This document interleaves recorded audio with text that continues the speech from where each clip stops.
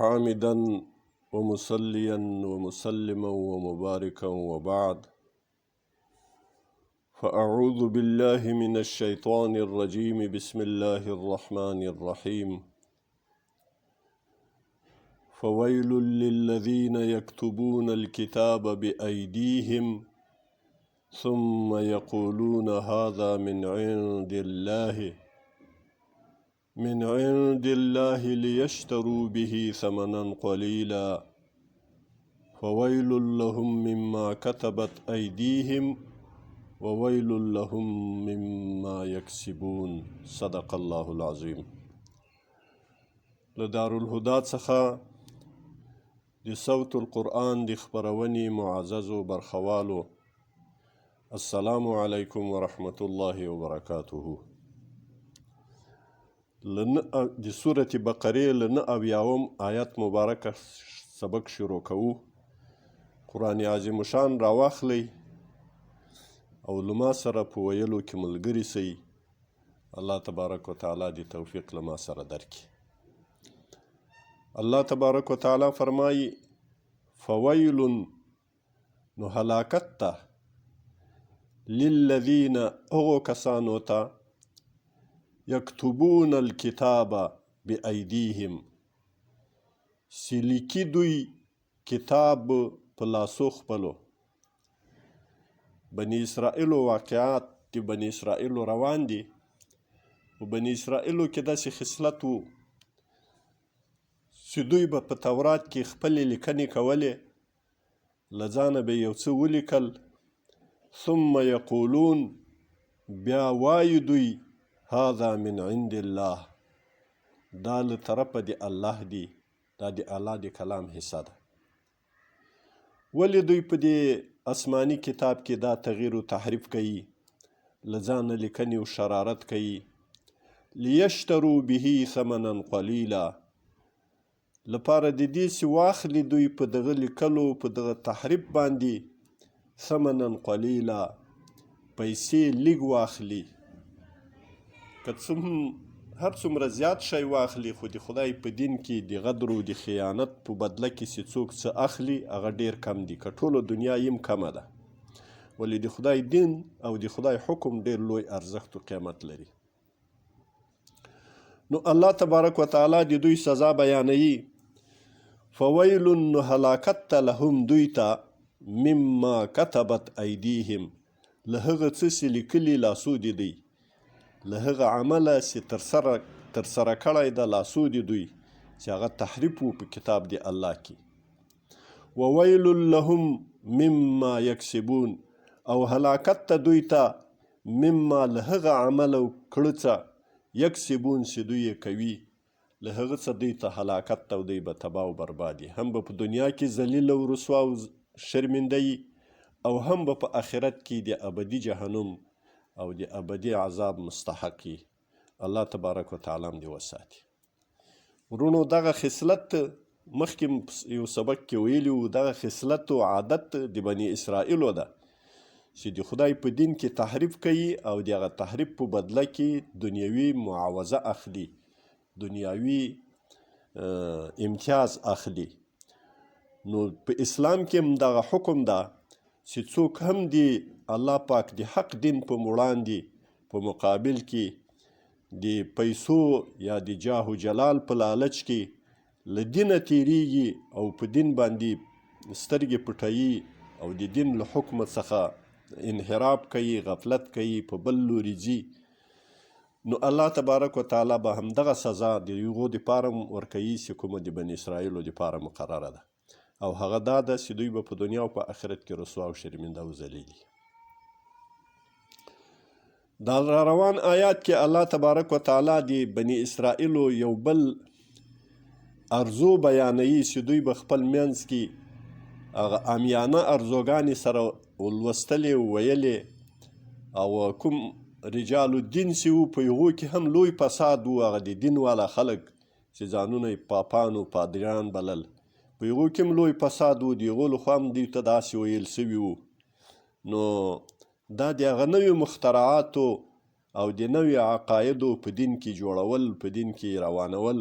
د هغه په باره کې الله تبارک وتعالی دا حکم فرمایي د بني اسرائیلو په باره کې. نو بني اسرائیلو دپاره چې کوم عذاب ده دا قصه و بیان الله پاک د دې دپاره کوي چې که په دې امت کې هم دغسې عادتونه او دغسې خصلتونه روان سي نو د دوی هم انجام هغه کیږي چې د بني اسرائیلو. وقالو او ویل بني اسرائیلو لن تمسنا النار هیڅ کله به مسه نه کي هیڅ کله به ونه رسیږي موږ ته النار اور الا ایاما معدوده مګر څو ورځې په شمار شمیرلې. که موږ ته عذاب هم راکړ کېدو د یو څو ورځو عذاب به وي. نور موږ خو حضرت عیسی علیه السلام په مخ کې لرو، موسی علیه السلام په مخ کې لرو، یعقوب علیه السلام و ابراهیم علیه السلام په مخ کې لرو، د انبیاو اولاده یو. د موږ په باره کې د عذاب به صورت نسته، عذاب نسته د موږ دپاره. قل ورته ووایه ای حبیبه د ما اتخذتم عند الله عهدا آیا اخیستی تاسې له الله د الله له لوري په نزد الله باندې عهدا کومه وعده د خدای له طرفه له تاسې سره کومه وعده په دې خبره باندې شته، کوم شرعي نص و دلیل لرئ؟ فلن یخلف الله عهده نو هیڅ کله مخالفت خو نه کوي الله پاک له وعدې خپلې. که چېرته داسې وعده تاسې لرئ بیا خو تاسې په دې خبره کې رښتونی یاست، خو تاسې که دا وعده لرئ دا وعده پیش کړئ. ام تقولون علی الله ما لا تعلمون او که وایاستو تړئ په الله پاک باندې ما هغه خبرې هغه څه پې پورې تړئ لا تعلمون چې هغه په حقیقت باندې علم نه لرئ، هغه په حقیقت کې هغسې دي نه. نو تاسې له ځانه شیان په ځان پورې مه تړئ. دا په مسلمانانو هم باید دې ته متوجه سي چې ځینې امنیات و تمنیات دا په هغو کې مستغرق نسی، په ځینې ارزوګانو کې مستغرق نسی. لکه رسول الله صلی الله علیه وسلم په یو حدیث کې فرمایي چې هوښیار انسان هغه څوک ده چې هغه د آخرت دپاره کار کوي، او جاهل انسان و عاجز انسان و ناپوه انسان هغه څوک ده چې تمنا علی الله په الله باندې ارزوګانې باروي، په الله باندې ارزوګانې و امیدونه اړوي او وایي چې الله غفور رحیم ده. د موږ لمنځو ته یې ضرورت نسته، بس یوه کلمه ووایاست، په اخلاص باندې ووایاست، زړونه صفا ولرئ نو زړو کې صفایي در پیدا کوي. دا د دنیا عالم و مسلمانانو ته ګورئ چې هغه څه کار کوي بس هغه اسلام ده. نو دا هغه عاجزترین او بې علمه ترین او بدبخترین انسانان دي. بیا رسول الله صلی الله علیه وسلم فرمایي. نو مسلمانان هم باید داسې تمنیات و داسې ارزوګانې ونه جنګوي چې هغه کوم شرعي دلیل و بیس و بنیاد نه لري، او دوی وایي چې موږ ته خو پیغمبر علیه السلام شفیع تیر سوی، په مخ کې را شفاعتګر ده، په دې کې شک نسته. رسول الله صلی الله علیه وسلم شفاعتګر ده، شهدا شفاعتونه کوي، علما شفاعتونه کوي، صالحان شفاعتونه کوي، واړه اولاد و زراري د مسلمانانو شفاعتونه کوي. خو دغه شفاعتونه د هغه چا شفاعت قبلیږي و روانیږي چې الله اذن ورته وکړي. نو چې دلته د الله دښمني چا کړي، د الله د دین مخالفت یې کړی، د الله دښمن جوړ سوی،